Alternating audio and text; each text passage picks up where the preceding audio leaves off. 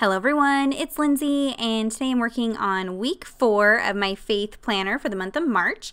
Here I have some printables from the Brave Little Tailor set from Illustrated Faith, and I also pulled out some pieces from the Maggie Holmes Chasing Dreams collection. And I had bought the digital collection and printed it out on white cardstock. That's where this little butterfly came from. And so I have everything already cut and ready to go. Here you can see last week I didn't even get a chance to decorate my planner, and that is okay. I still did my scripture writing, and a few weeks ago I didn't do anything, and that's okay. So you can see real life, sometimes it doesn't all come together, and that is completely okay. I'm going to go ahead and take the pages out of my planner. I've shown how I've done that in previous videos. I just take a pair of scissors and make a little cut from the center of the page into the little square holes there, and that way I can pull it out. And so now I can just go ahead and start assembling everything. This page was super quick. It only took like 10 minutes to put together. The pieces from Brave Little Tailor are printed on clear label paper, and then the Maggie Holmes pieces are printed on white cardstock. And I just kind of wanted that mix of clear sticker elements and cardstock, just so it wasn't all one layer.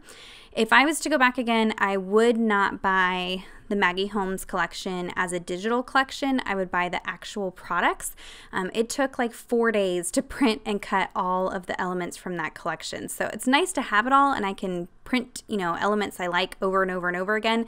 But even with my Silhouette Cameo doing the cutting, it took forever to cut out all these elements because her collections contain so many little pieces, like that little circle piece and the little tickets and the little word fetty, all of that. I mean, there are just hundreds of pieces in her collection. So it's awesome and it's super pretty, but I would buy the physical products. So I will have those linked down below for you if you're interested.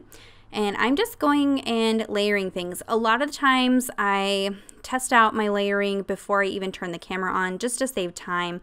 So I did kind of stage some of this ahead of time. But even with that, it only took a few minutes. I try not to overthink it. This is a planner page I'm just going to look at for a week while I do my scripture writing, and then that's it. It's not like it's something that's going in my Bible or an art journal or something like that. So don't overthink it. Just kind of go for it. You can see the colors from the Maggie Holmes collection and these printables aren't exactly the same, but they're pretty similar, so they work together, and they all have pieces of the colors that are in that top pattern on the page, so I didn't even bother to cover that pattern on the top. I tried to use products that would work with that. And the Brave Little Tailor collection was part of the Lent products that were released in the Illustrated Faith digital shop, and so it's been sitting on my desk for a few weeks, and so I knew I needed to use it up, or if I didn't, it would just go into a binder, not get used, and be a waste. So I thought I'd go ahead and stick some of those pieces down on the spread for this week and get them used because they're super cute. I still have plenty of leftovers, so I can create some pages if I want to in my Bible. So here I'm just kind of fussing, trying to decide where to put some of the smaller elements. I do want to make sure that I leave myself plenty of room to write, because that is what I do in here. I do my daily scripture writing. I'm currently using the YouVersion Bible app and their daily verses and just copying those into my planner, but I've used Bible Girl podcast and things like that in the past as well for daily scripture writing. So that's the important part. This just makes it pretty and fun, but I do want plenty of room to write since that's what it's for. I get lots of questions, people asking me for a flip through of my planner. I will do that, but it won't be until I move into a new planner, which I'm assuming is this summer. Dayspring usually releases their planners June, July-ish, or have in the past. I don't know what it's going to be this year, but I'm imagining it's going to be the same. And so I will retire this one, and at that time I will do a flip through of the pages that I've done in this planner. So that is about it for laying everything down. I'm just snipping off anything that's hanging over the edges, and then I can go ahead and stick these pages back into my planner.